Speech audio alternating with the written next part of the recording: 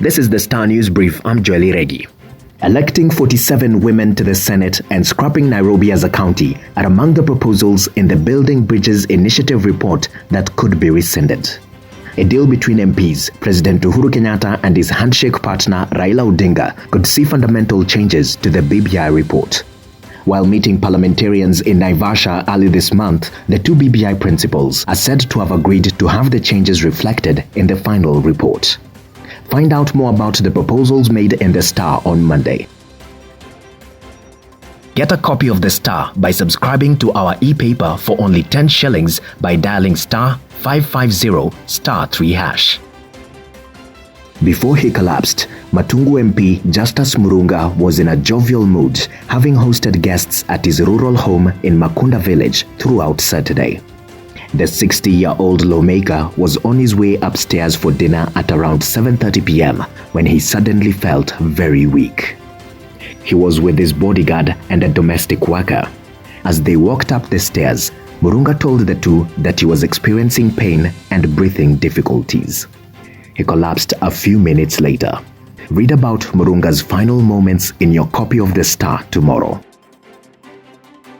Doctors have given the government 21 days to ensure the plight of medics and other healthcare workers are resolved, failure to which they will call for a nationwide strike. The doctors, under the Kenya Medical Practitioners, Pharmacists and Dentists Union, want the government to provide standard and adequate personal protective equipment to all healthcare workers in all healthcare facilities, including private. The union held a National Advisory Council meeting on Sunday, after infections among healthcare workers continued to rise exponentially, with more than 30 already having succumbed to the disease.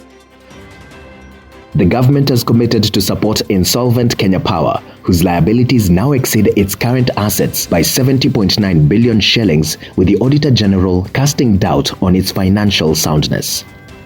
The power utility firm has an asset base of 44.2 billion shillings for the year ended June 30th, 2019, against a liability of 115.2 billion shillings, a figure likely to have gone up, meaning the listed company is technically insolvent.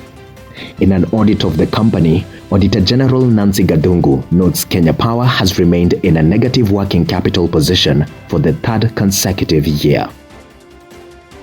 MPs have summoned Ministry of Health officials to answer to queries from procurement of 6.4 billion shillings of COVID-19 response kits wasting away at KEMSA warehouses.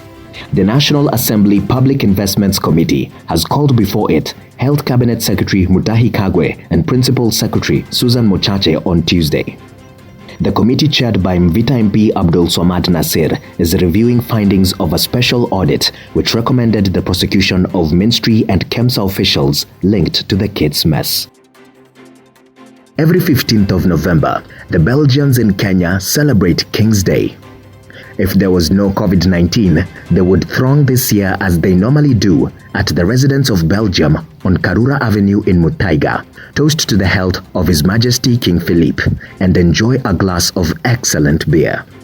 But few of them actually know the history of the house that I have the privilege to live in with my family. Find out more about this magnificent and unique house in Nairobi, which is the product of the eccentricity of the Frenchman Jean-Pierre Pichot.